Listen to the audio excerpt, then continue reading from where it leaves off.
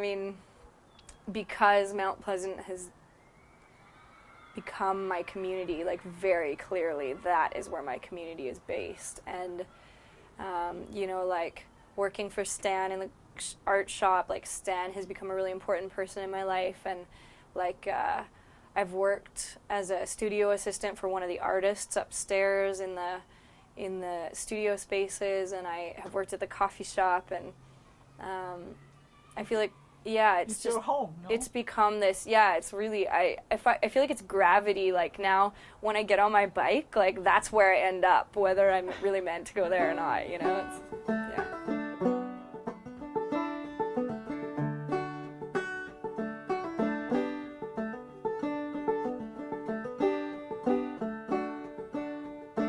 We take the winding road across the island today.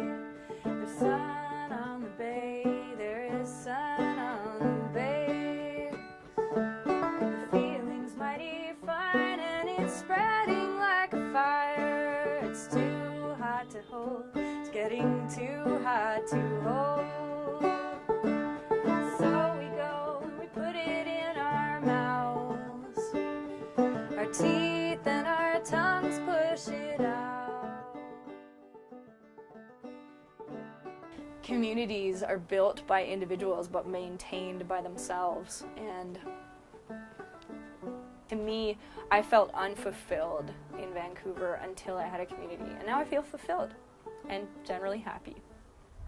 'Cause everything gets too big to say. If you hold it in or you make it go away, and you put it in a line. I started to play when I was a little kid, and I played music and I had piano lessons, same as all musicians pretty much. And I guess also when I was 15, my dad gave me a guitar, so I started playing guitar right then. And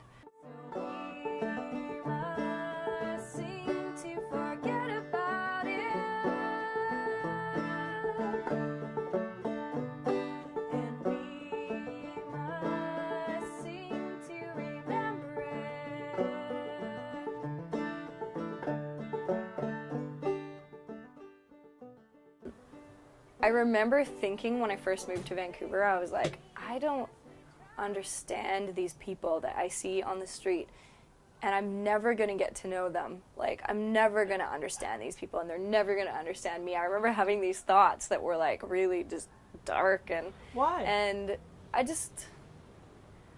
think coming from the island, it's a very like sheltered, protected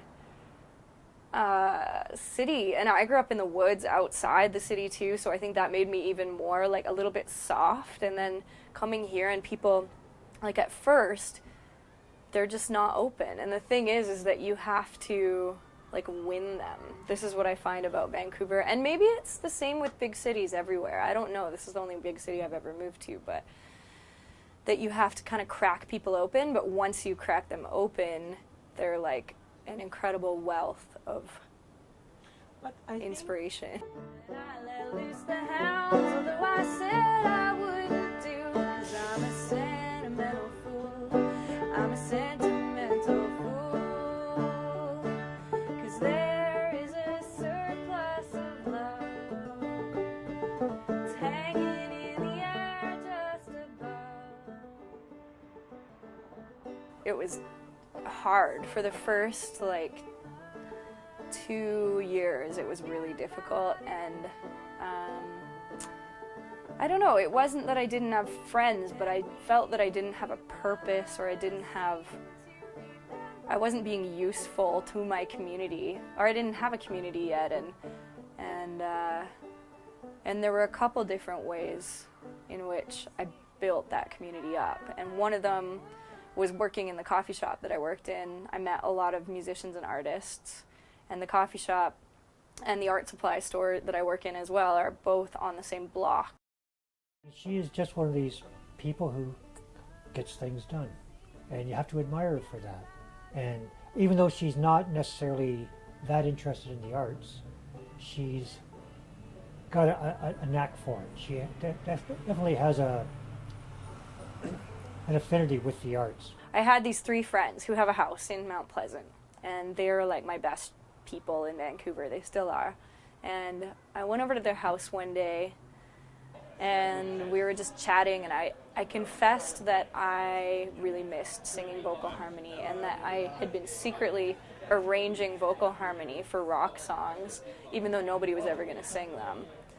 Yeah, basically, these friends of mine are the best kind of friends who push you to achieve your goals, and they were like, why is that a daydream? Why don't we try it? Like, there's 4 of us. Why don't we give it a go? And I was like, no, I couldn't do that. And then they basically pushed me to do it. So I think the first practice, maybe we had 8 people. Mommy, Nemo, moo. Mommy, Nemo, moo. Mommy, Nemo, moo. Week we had all told a couple people about it, and then we had like 16 people the next week, and then like the next week there was like 20, and then so it stayed at about 20 for quite a long time. It had this like pretty committed group. We did a Christmas show this year, and at the Christmas show I realized there was 30 of us, and I was like, okay, wait a second. And I started getting scared. I was like, I don't know how to do this. Like, I've never managed a group of people in any setting before.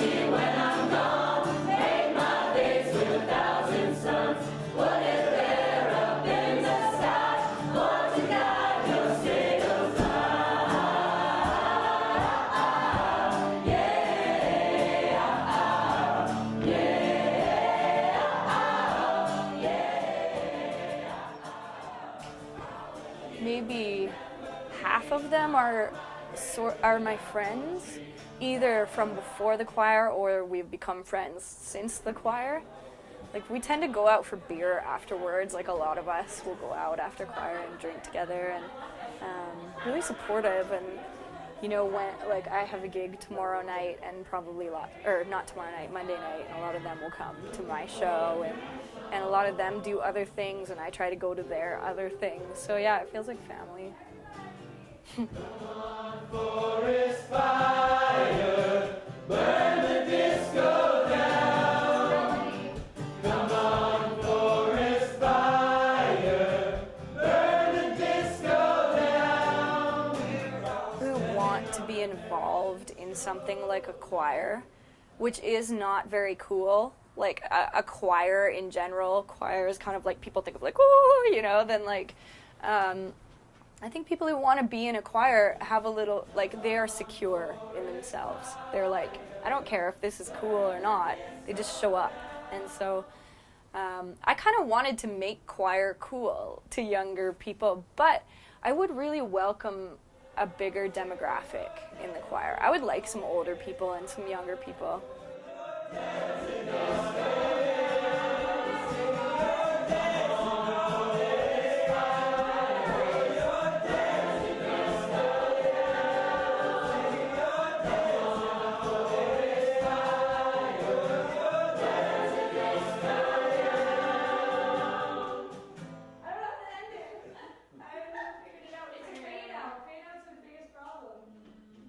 I'm recording an album right now in Victoria. I have 3 songs have 10 choir members on them, but it's my own album, and it's like kind of an indie folk album.